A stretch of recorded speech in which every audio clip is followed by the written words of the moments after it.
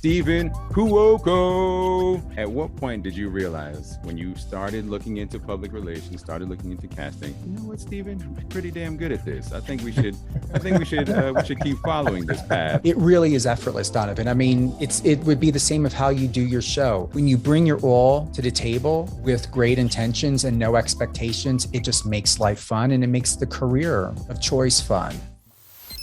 Empowering listeners from the US to the UK. Live on air with Stephen Cuoco.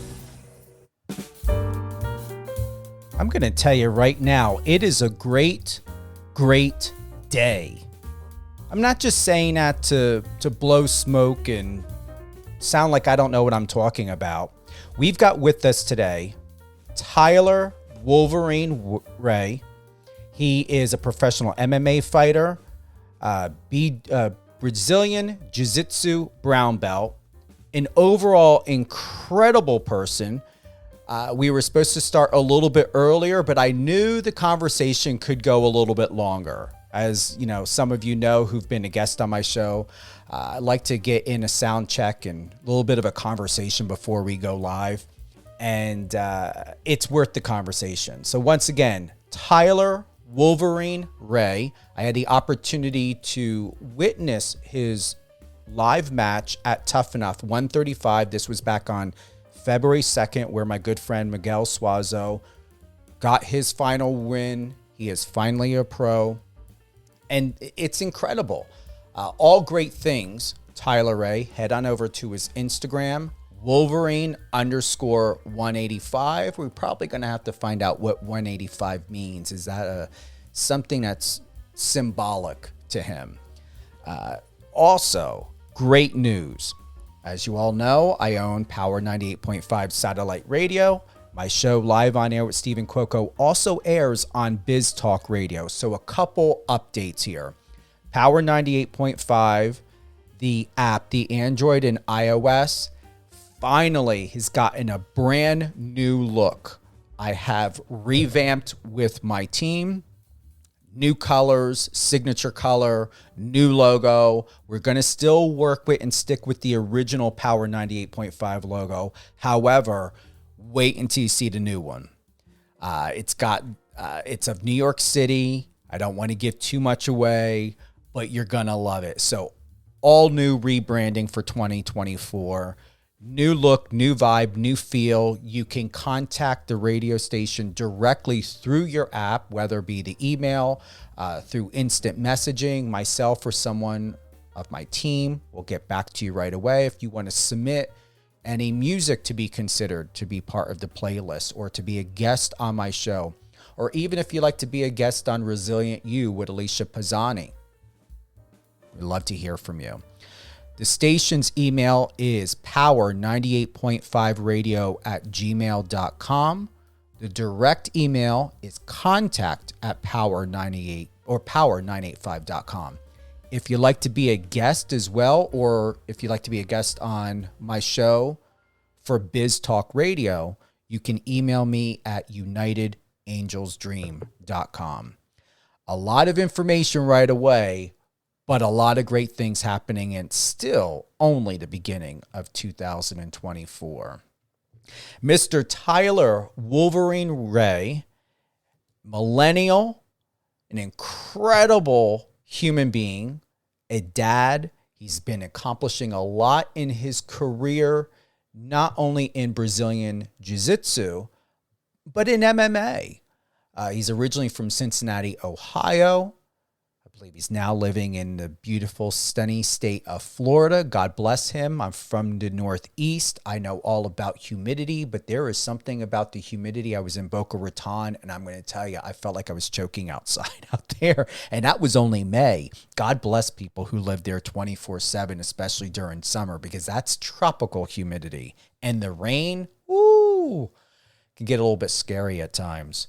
But without waiting any longer, because I know you guys are anticipating this, because we did do a soft shout out, but we will re-air this episode. Check the schedule on Power 98.5. And remember, you can download the iOS or Android app. Schedule's right there. Also remember, we are on Apple Music. So if you got an Apple Music account, definitely type in and search it Power 98.5 and pull us up there. Mr. Tyler Ray, thank you. It's been a long time coming. Very grateful to have you on the show. Yeah, thank you for having me on the show. I appreciate that wonderful intro that you just gave me.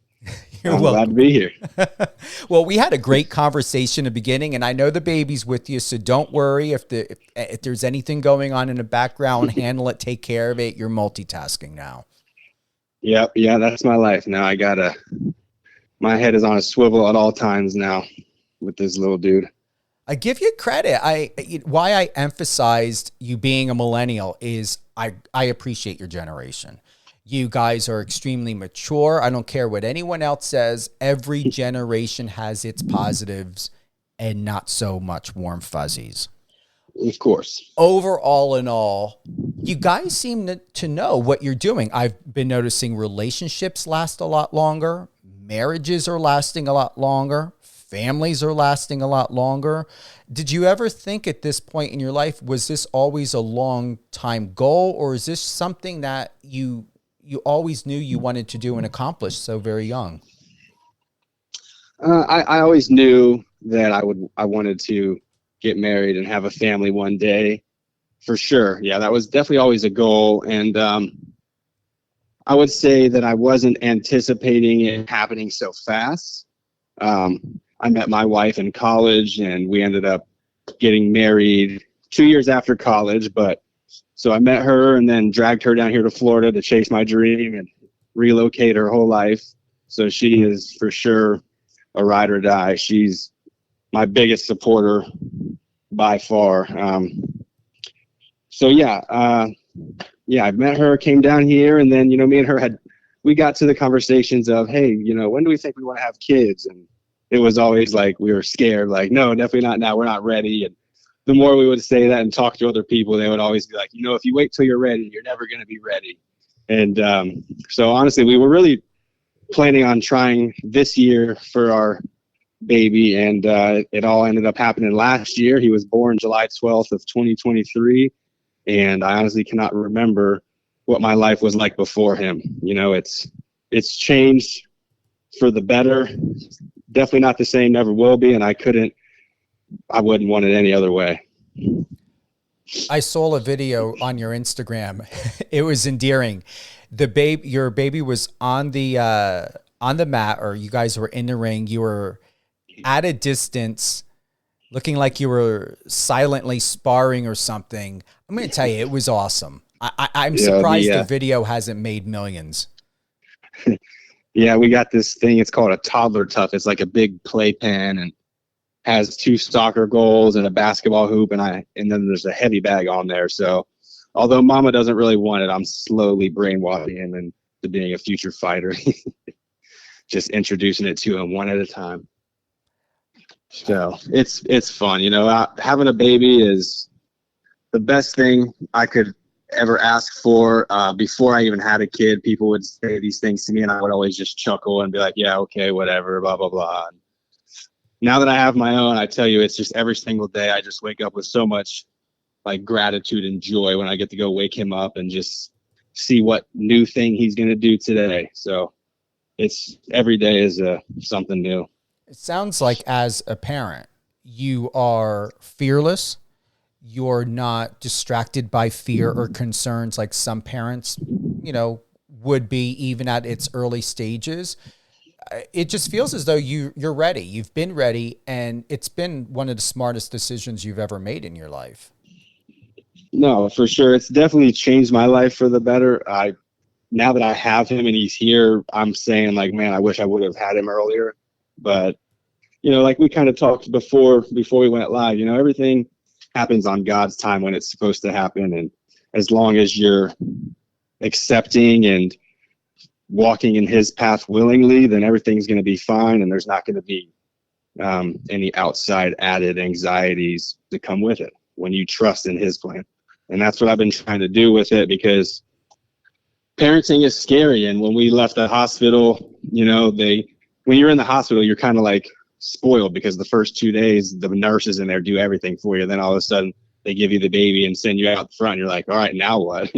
So you just kind of figure it out as you go. And my wife and I are both very involved in the church, and we pray all the time. Every night we put him to bed. He's listening to worship music in the bath. So we're just trying to do it the best we can, and trusting in God's plan for us and him. What was your life like before this? Were you more stressed? Did you have less fulfillment that your baby now gives you that feeling, that filler, however you want to put it? What was your life like before? Because it's so different, even being married or whether you're single, to have a life, but yet when you have a baby, it has to change the lens and mindset of what you see and what you do now. Oh, no doubt. It's, before he came, my whole life was fighting 24/7. And obviously my wife too. But it was just me and her. She was hustling to do all that. And I was just every day, wake up, fight. And that was like my identity. And that's not what you want in life. It was sending me down a bad place mentally when just everything I did was fighting, and I associated myself as a fighter. So like I couldn't let it go. Like when I would leave the gym, if I had a bad practice, I was going to wear that all day long. And until the next day when I got back to the gym and hopefully had a better practice, or say I had a fight and won or didn't perform the best that I would like to, I would let that eat me up forever. And once the baby came around, obviously my fight is still fighting pretty much every day, most of the days, but now I compartmentalize everything. When I go to the gym, it's fighting time. When I leave the gym, I come home and I'm dad. And being a dad is like the most rewarding thing ever, because no matter what happened outside of these doors, how bad anything went, whether I won, lost, or a fight, or whatever happens, I walk in here and he looks at me the exact same. I'm just dad to him. And that really changed everything for me, because it's just like kind of took a little bit of pressure off my shoulders. It helped me to dissociate myself with identifying myself as a fighter all the time. Yeah, I'm a fighter, but that's just something I do. That's not who I am. And having him really open my eyes to that aspect. What are you most proud of now from whatever it is that you've learned about yourself?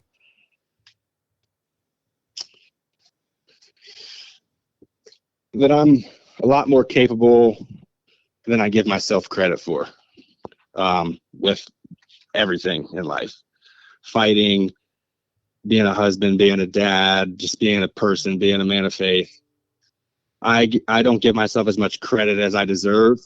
And I'm proud of myself, because now that I try and slow things down and look back, and I'm just trying to take life a little bit slower now ever since he came. And I could say that I'm proud of myself at my resilience and my grit, and just adapting and continuing to go. Like quitting is never an option in my head in anything in life. Like I'm always going to find a way. When we think about, and going back a little bit to our conversation before we went live, there's a difference, as you know, in scripture, be in the world, but not of the world. Mm-hmm. What does that mean to you right now, to be in the world, not of the world? I think that what we get here on this earth is a gift from God. Like we're here to live out our lives, try and exemplify the life that Jesus would have lived. And I think it's a gift here. But when you say not be of the world, I think people can get caught up in all the materialistic things that this world has to offer, and the image, and how people see you. And my interpretation of that is be in the world. So it means be here, be a part of this amazing gift that God's given us, but do it the right way. You can't get caught up in the treasures and everything here, because when we die, we don't take any of that stuff with us, So I don't know if that's right or wrong or what you were looking for out of that answer, but to me, I think just be here, enjoy this gift, but do not let it consume your soul and like take take you away from yourself. I don't know if I worded that great, but just not getting caught up in all the materialistic things that the world has to offer. I think that that's always the devil's plan, to stray us away from the path. I believe you answered that perfectly, Tyler. And where I want to go with this, and my purpose of asking that question is to go back to what we had discussed privately, is I'm not trying to formulate the question. I had that feeling there for a moment where where you're going to ask something and then it misses and goes away. So I would say, just going to do a little affirmation in my head. So the question I have is,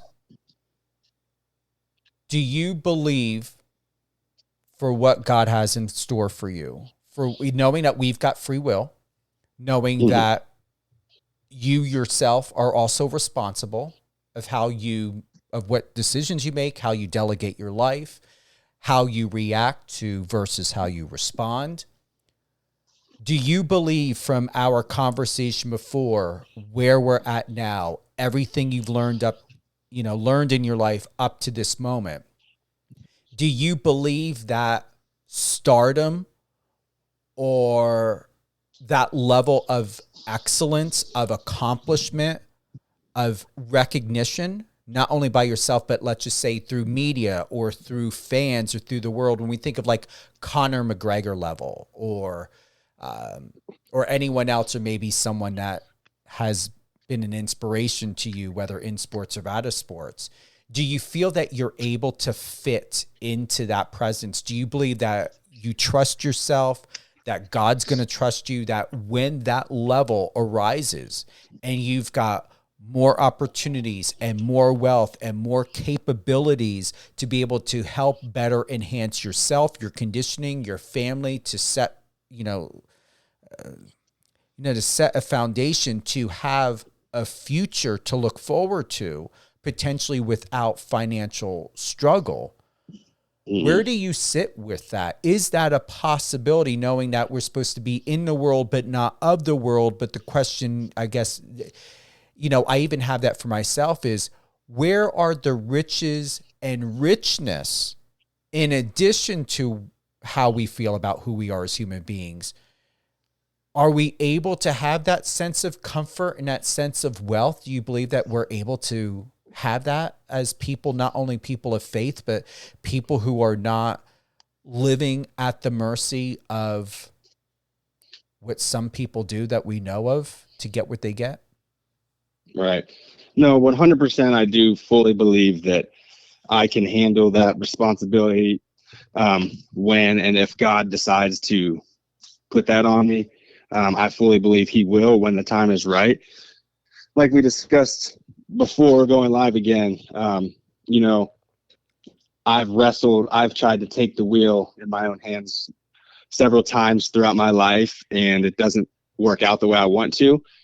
And then I'll get a little setback. And right when I was about to be there, then I'll get a little setback. And I truly think that that was God saying, hey, let me do this the way we're supposed to do it. Just follow me and trust me. This is what happens when you try and take it into your own hands and do it your own way. Now we're gonna have to reroute and get back up there again, but you got to trust me. And so yeah, I feel like I have tried to take the reins, and it didn't work out because I wasn't being obedient and listening. And I knew what God wanted me to do. I just felt like, no, I want it now. I need to do it now. This is how it needs to be done. And I've had those setbacks to the point now. I'm just being patient and obedient and just following the path, however long it's going to take me. I know we're going to get there because I already didn't get there on my time, like when I wanted to. Now I'm just all in, being obedient, just trusting in him. And to bring like the being in this world, not of this world. When it comes to like the money thing, God never intended money to be a bad thing. I don't think it's bad to have a lot of money. I think everybody should be rich and have a lot of money. But it's what you do with the money, how you act when you have the money. Where's the money going towards, If God blesses us and my family with a lot of money and we're rich one day, me and my wife have plans on doing good with that money. We like to give back. We're not going to just be blowing it and spending it on a bunch of materialistic stuff, because money doesn't buy happiness. Or that saying all the time, and it's so cliche. But you definitely do need money. Money is a necessity in this world. And I think that sometimes people can look at it as a bad tool, where money can be an amazing tool, and you can do so much good with money. So I'm just going to keep following the plan, being patient and obedient, as frustrating and hard as it gets at times when you feel like it's not working out when you want it to. You just really have to just submit to God. And that was the hardest lesson I had to go through. And I'm still working through it. Like it's still something I struggle with daily.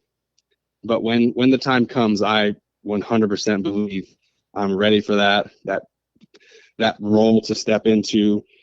I know I can be an amazing role model for a lot of people. And I just like to give back and just see other people succeed. 2 years ago, I started coaching a high school wrestling team, and I never even had intentions of being a coach. And one of my friends is the head coach, and he asked me if I wanted to help him because it's a new program. So I decided to do it hesitantly, because I didn't know how it was going to go. And like a month into it, I absolutely fell in love with it. Like every single day, I just love going up there, building into these kids, seeing them improve, and giving back to one of the sports, because wrestling is kind of like my foundation. So I always wanted to give back to it. And it's amazing to be able to give back to a sport that gave me so much, and just changing some of these kids' lives, because I know the impact that some of my coaches had on me throughout my childhood. And just to be able to do that for one kid will be more than enough for me. There was something you shared on your Facebook back in 2021, March 19th to be exact. It was a quote you shared: "Strength comes from your ability to manage pain." What does that mean to you now? What is pain in your life, or what has it been emotionally, mentally, physically? Pain can be many different things. But what did you mean back then, and what does it mean for you now? Strength comes from your ability to manage pain. Yeah, so I've felt pain in many different aspects, mentally, physically, emotionally. And back in 2018, I actually almost died. I was 12 to 24 hours away from dying and having organ failure from a really, really bad lung infection that I ended up having to stay in the hospital for like 3 weeks. I had chest tubes in for another month after I got out of the hospital. They ended up draining a liter of fluid out of my pleural cavity, and my left lung had actually collapsed down to 30%. So that was a lot of pain there, physically and emotionally, mentally, because the doctors kept telling me, I was never going to fight again, and it was over. My left lung was so scarred that it probably would never return to normal. And then I got out of the hospital January 13th of 2018. My chest tubes came out the weekend of Valentine's Day that year. And then on April 20th that year, I was back in the cage fighting again, because I just was so driven. Like, I was like, I'm getting in there regardless. In the hospital, I would pray every night, like, God, if you just give me another shot, I promise you the glory is going to be yours forever. Just let me go back in there and continue to fight. And he made it happen. And that's also where my nickname Wolverine came from, because all the doctors who told me I wasn't ever going to fight again and do this and that, when I went for my checkups, the doctor was like, oh my gosh, we've never seen somebody recover this fast, let alone as much as you did. You're like the Wolverine. So then I was like, oh, that's sticking right there. And she actually uses me as a case study for her classes that she teaches at Florida Atlantic University now of my recovery. So it was pain there. I had to dig myself up out of that hole. And then back in, I think the post that you're referring to, going through some mental pain where I was right there on the cusp of getting to where I wanted to, and had a setback like we just talked about earlier. So I was going through a lot of mental pain. Maybe you could even say some depression at that point in my life, just because it was just a big question of why me? Why is this happening to me, God? Why can't I get what that guy over there has when I work way harder than him? And a lot of comparing myself to others. And I found through all these different lessons of pain that I've had to go through in life, that if you're able to continue to push through that and work through it mentally, physically, however it may be, you come out on the other side so much stronger than before. And now it's just like mentally, you know how much more you can take, and you just level up again. And that's like your new standard, and you just keep going. And it's just like when you work out, you know, I'm like a little bit crazy when it comes to like, sometimes I like to make myself suffer in workouts just to get through it. But at the end of it, when I'm done, I'm like, wow, look at that. I just did that. And that's like, now that I've done that, it's like, what can I do next? And I think that a lot of people in life could learn from pain. You don't always have to go through like serious pain, but through pain comes like so much more, like strength and confidence and just the ability to just keep going, you know, because nothing in, I know that I'm just dropping a lot of cliche quotes, like nothing in this life comes easy. And that's so true though. If it was, then we'd all be rich, living in mansions, sitting on the beach, right? What you remind me of is the next question I have for you, and you nailed it perfectly because it segues into this next question. What do you believe the purpose is? To be reborn into the person you desire to be. What is that going to take for you? What does that mean? I'm going to repeat it again. To be reborn into the person you desire to be. I think it's just letting go of old ways, old habits that you know are keeping you from being that person that you aspire to be, but you're for some reason holding on to them. They're like a little comfort. It's like comfort for people. They know that they got to let that go, but they just can't because it's been like that for so long.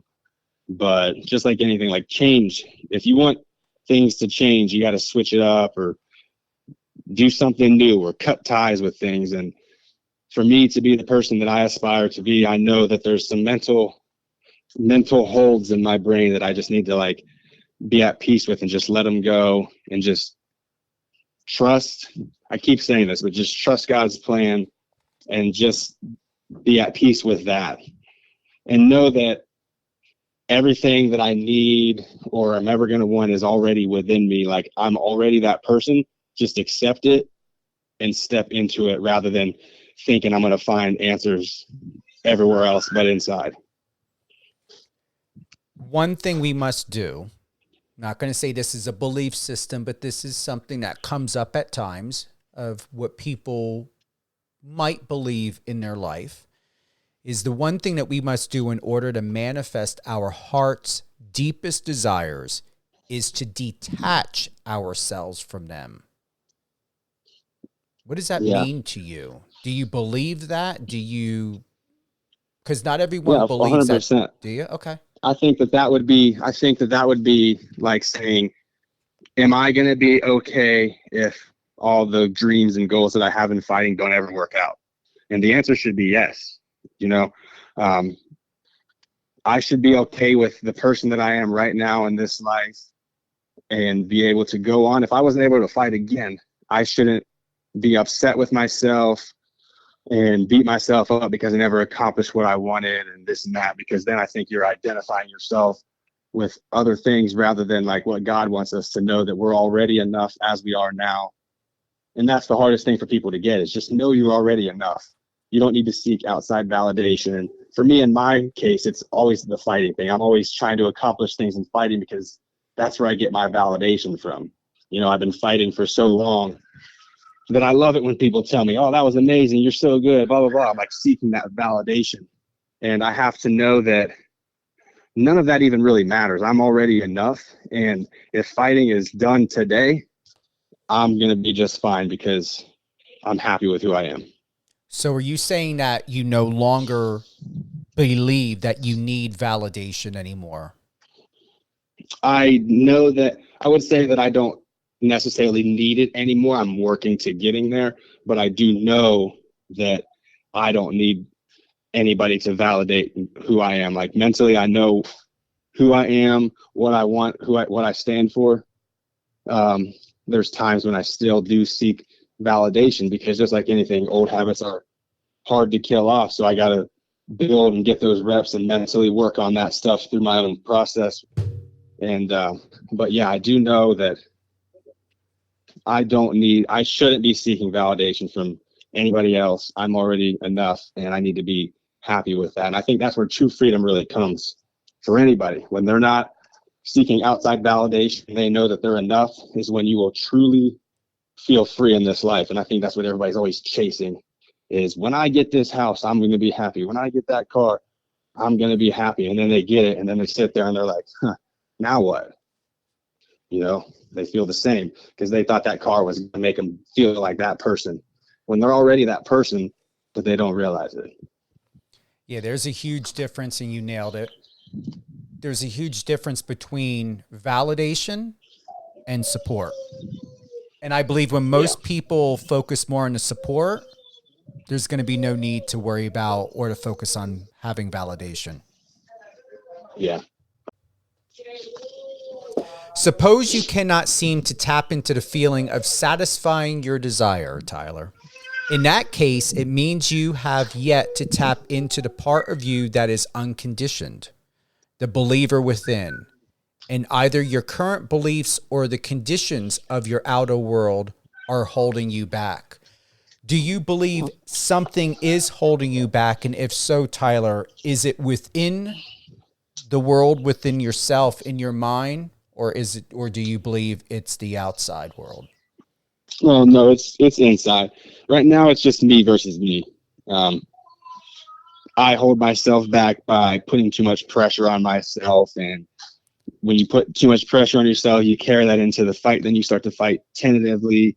And then you're not thinking properly. The game plan, you can't think about that. And it just dwindles down the ladder and just keeps messing everything up. And like putting pressure on every single fight, like it's the biggest fight of my life, blah, blah, blah. And that's what is holding me back. And that's why I have been working on my mental game now more than anything, because I don't lack physical skills. I don't lack technical skills. It's just, I don't even really lack my mental game. I just need to be reminded of these things and talk to them and be, what's the word I'm looking for? Just be diligent about doing it every single day. Just like everything else. I go to the gym and work on my punches every day. I got to work on my mindset every day too. It's not something you can just ignore and think that you're going to step in there and flip a switch and be like, all right, let's go. It's something that's built upon. So I'm not being held back by any outside force, any person, anybody. The only person that's holding myself back right now is me. And now that I've realized that and had to come to terms with that, because I feel like I knew it for a while, just kind of always tried to shove it down and push it away. And after my last fight, I really came to terms with that. And ever since then, I just feel like every single week I'm making humongous strides in fighting and outside of fighting and just my regular life, that I'm just very excited for my fight career moving forward and just my life moving forward, working on this mental aspect. Have you ever told God and reinforced to him your belief systems and even yourself that you promise you will not betray yourself? Have you ever had that conversation that you will not betray yourself? No, I can't say I specifically had that conversation. Probably should. I encourage you to, because that's coming to me right now, honestly, because even though I said that prayer about an hour ago or so, it's still processed. I feel that, and I truly mean this in my heart. I've shared some things with you about, my background and some personal things. I believe, and I'm saying this personally, and I'm saying this professionally, with the gift of opportunity I have in this moment with you, I believe that there is something about betrayal, and it's something that I encourage you. We can always trust, but we will never know who we are until we are in that experience. And I believe that if you consider asking yourself, praying about it, focusing, was there ever something before that happened in your life to where either you betrayed yourself by going against who you are and what you believed in or believe in? Did you ever betray someone in your life, even as something so small? And it could be so innocent, because I'm going to tell you, that's the Achilles heel. It's not the biggest betrayals that can destroy someone. It could be something so small as simply as you sitting in a lunchroom with a couple of friends at the age of 14 years old, and you guys are having a conversation, and something had happened to where a friend had asked you, "Hey, Tyler, don't you agree that Brian made a mistake when he threw that ball and it went through that woman's house and broke her window when we were playing baseball in the middle of the road?" And if you truly believe that Brian should have taken accountability and he didn't, and your response then was, "Oh, well, it was a mistake. He didn't mean to do it. We were only kids." That could be a sense of betrayal, because you went against what you knew, what you really wanted to say and what you believed, but yet you made an excuse or gave a reason or a buffer because you didn't want to hurt Brian's feelings or be seen as the villain, because you were part of the equation, because all of you were responsible of playing baseball in the road that day. But it happened to be Brian that was the one that broke the window, and you're giving a passive response because you want to keep things neutral. Something like that can easily, you going against yourself, knowing that not only did you not stand up for what you really believed in, but you really were not being a friend to Brian because you were giving a passive response to keep the peace. Something so small like that can be carried through the rest of your life and will defeat you. It will segue itself into promises, contracts, commitments, training, because now you may consciously, subconsciously find ways to not be back in that situation again, and you will always look for ways to avoid that self-betrayal, to not feel any sort of pain again, and the pain that you felt of what you did as a person and as a friend to someone else. See where I'm going with this? Oh, definitely. Yeah. I encourage you to look into that. I encourage you to sit with that, to sort out, was there something that you may want to forgive yourself for, or ask someone of your past forgiveness for, or maybe who's still in your life, for you not standing up for the truth, for how the truth needed to be truly expressed. Right. Yeah, that's I'll definitely do that. That's good. I think that I'm sure there's a few moments that will pop up in my head somewhere on throughout my past life that have had moments like that. Because that I can work on and work through. Yeah, because when we think about training, what you shared with me about fights, your experiences, having the experience of the lung issues, health issues, the number one thing that kept standing out to me that I kept seeing is betrayal. That all sounds like betrayal to me. Yeah, that's definitely something I should sit down and work through and talk with God about and see what pops up.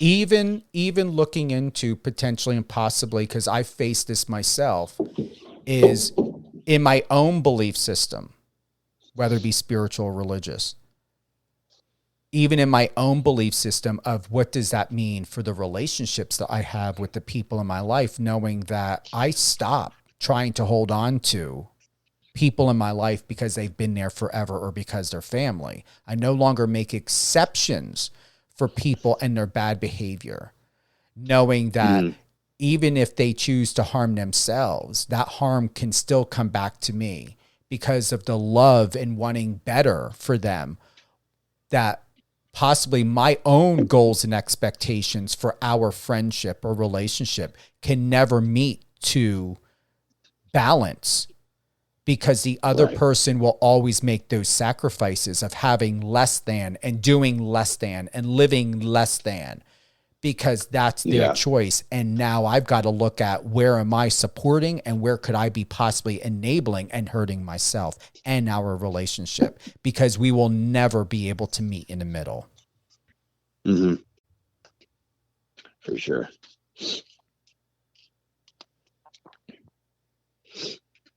What's going through your mind right now?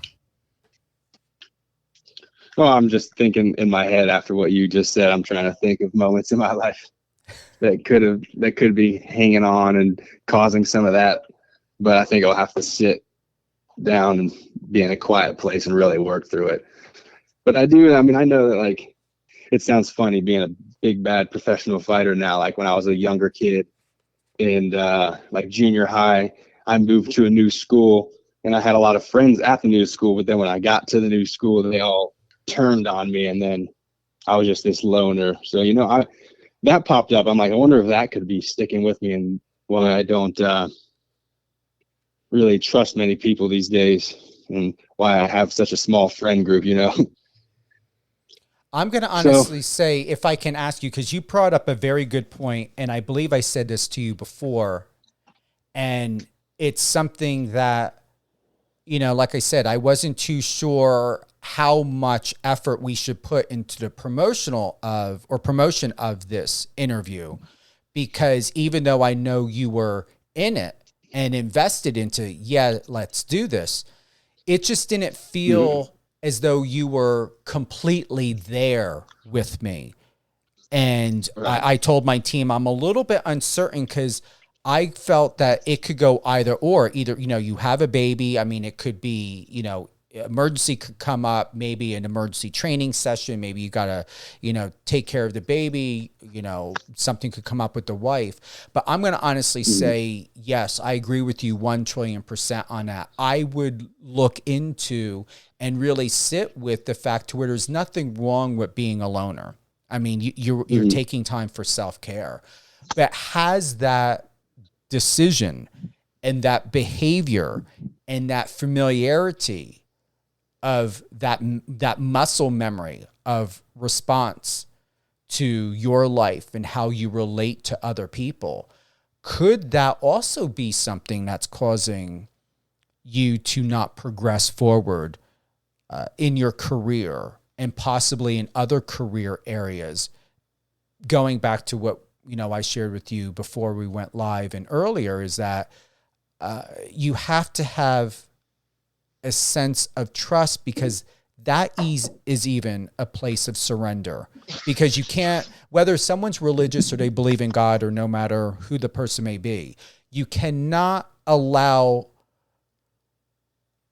fluidity and the waters of nourishment nourish you and hydrate you and fill you when you keep a dam blocking you from those waters of nourishment.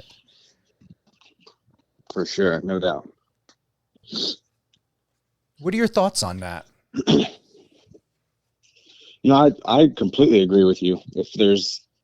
You can't rebuild yourself or fill the cup back up. Like we went through a service like this a few months ago at church, where our pastor had a cup of water up on the stage, and he was saying how we want to become better, build ourselves up basically, and our cups are basically halfway full because we have that dam, like you just mentioned, blocking us from allowing God to really fill us up and give us that energy and trust and all that. And so the way he did it, like he put the cup there and he's like, this is God, this is us without God. He wants us to be like this. And then he took the cup and put it in kind of a big giant pitcher. And he's like, this is God. We're supposed to be living with him, full up all the time, just endless, boundless energy. And right now, a lot of us are walking around keeping ourselves from that grace and love of God, because we're holding on to these crutches or letting them get in the way of seeing the real truth or hearing God's voice or seeing what is really set out for us. Yeah, I encourage you to write down, I don't know how much you are with journaling or something. I would Yeah, I journal in the mornings. I would propose that you create a page, and possibly on top of it, Tyler, is where have I built a dam in my life? And see what comes up. I'll do that. Where have I built a dam in my life that's blocking me from my opportunities, that's blocking me from nourishment, that's blocking me from growing? Yeah. Yeah, that's good. I'm going to make that my prompt for tomorrow morning when I get up and do my journaling. Just sit with that and kind of try and listen for God's voice and see what pops up.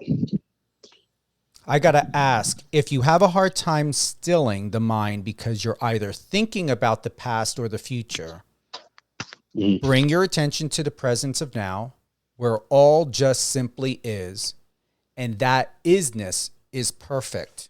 Do you believe that can be so? Do you believe that there is a sense of balance or perfection or fluidity, whatever it is in how you relate to that?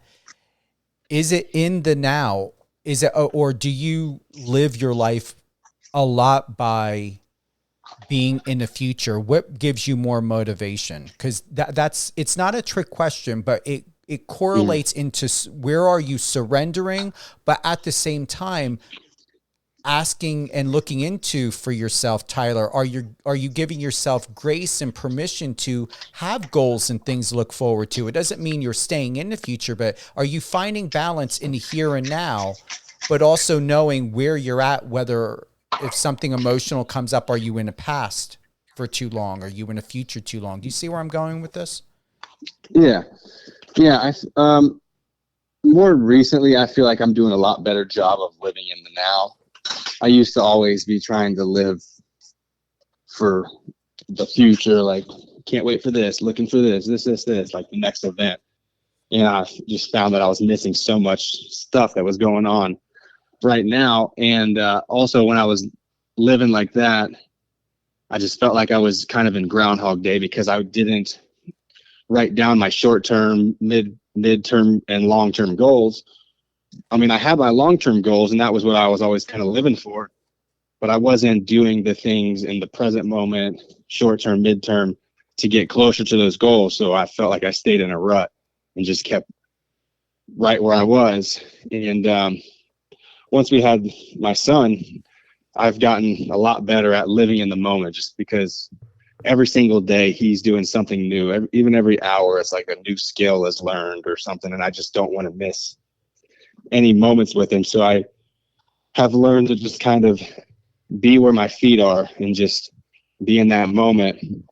And the journaling thing is new for me too. So with the journaling, that's kind of where I will do my future thinking, I guess is what we can say, where I have my goals written down. The long-term goals are in there. The mid-term goals are in there for like 3 months out. And then I have goals that I'm going to do for that exact day and then that week. And that's helped me out too. I feel I'm a big believer in goals that they can accomplish today, because I feel like when you get small wins, they just compound and build and build and build. And then before you know it, you look back and you're like, wow, look at how far I've come. Look at what I've accomplished in this time, when you have an agenda. So it's like a happy medium. There's times to plan for the future and live in that moment. And for me, that's been in my journaling. And then most of the other times, I'm trying to do my best to just be in the present moment, be where I am now. Because even if it's not me at home with the baby, if I'm at the gym, I'm trying to think about what I got to do after practice. And then I've done a whole 2-hour practice and haven't, in my head, gotten any better because I was not even focused on practice. I was thinking about what was going on afterwards. I appreciate you for being with us today. Tyler Ray. Thank you for having me. It was a pleasure being on. You're welcome. Mr. Tyler Wolverine Ray. All great things. Tyler Ray. You can head on over to his Instagram at Wolverine_185. Was wanting to ask, I'm glad it came up. What does 185 mean? Is that something symbolic? Is that a precious number to you? No, that's just my weight class. So I fight in 185-pound weight class. So I'm a middleweight. My Instagram used to be Wolverine _170 because I used to be a welterweight at 170 and I moved up weight classes. So it's just my weight class. Okay. I appreciate that. Hey, it's still symbolic. It means something, right? Yeah. Any closing thoughts? No, I'm just grateful for the call today, the opportunity to get on this radio show. I appreciate the conversation we had. I definitely got a lot out of it. So thank you for that. You're welcome. And any shout outs you want to give at all? No, I mean, I'll give a shout out to my wife just for being her and supporting me and helping me get to where I am and continuing to support as we continue to climb. So that's the only shout out I've got. Okay. Do you want to do a private goodbye and everything once I'm done closing out? Sure. Yeah. All right. Just hold on the line. Just going to close out right now. Thank you for everyone who's tuned in to Live on Air with Stephen Cuoco on Power 98.5 Satellite Radio. Remember, you can listen to this episode with Mr. Tyler Wolverine Ray. He's a professional MMA fighter and a Brazilian Jiu-Jitsu brown belt, a dad, a great man, and I'm sure his wife would say one of the most amazing human beings in the world, and that is why she's extremely happy that she married him. And I believe that. Biz Talk Radio. Remember, you can download the app. Live on Air with Stephen Cuoco airs on Biz Talk Radio weekdays from 8 a.m., 12 p.m., and 5 p.m. Eastern. Saturdays at 10 a.m. Eastern, and Sundays at 9 p.m. Eastern. I had to pull my schedule back up because I wanted to make sure that I got all the times correct. So once again, Live on Air with Stephen Cuoco airs weekdays on Biz Talk Radio, biztalkradio.com, 8 a.m., 12 p.m., 5 p.m. Eastern, Saturdays 10 a.m. Eastern, and Sundays at 9 p.m. Eastern. So if you're going to church, doing whatever you're doing, you'll have time early in the morning, or not early in the morning, but in the evening, no matter what time zone you're in, to listen. On Power 98.5 Satellite Radio, double check the schedule for your time zone of when the shows are going to be aired. And if you happen to where you would want to share this episode of Tyler Ray, who's a guest on my show, go to any one of your favorite podcast platforms, Amazon Music, Amazon Audible, Spotify, and iHeartRadio. It will be available there to share it, support, send it to your friends, your family, re-listen to it if you happen to come in the middle of the show and want to find out what Tyler had to say at the beginning. Hope you're having a great weekend. Have a great summer. Do well, live well, be well. And remember, you get one opportunity to live life without regret. Have a great day, everyone.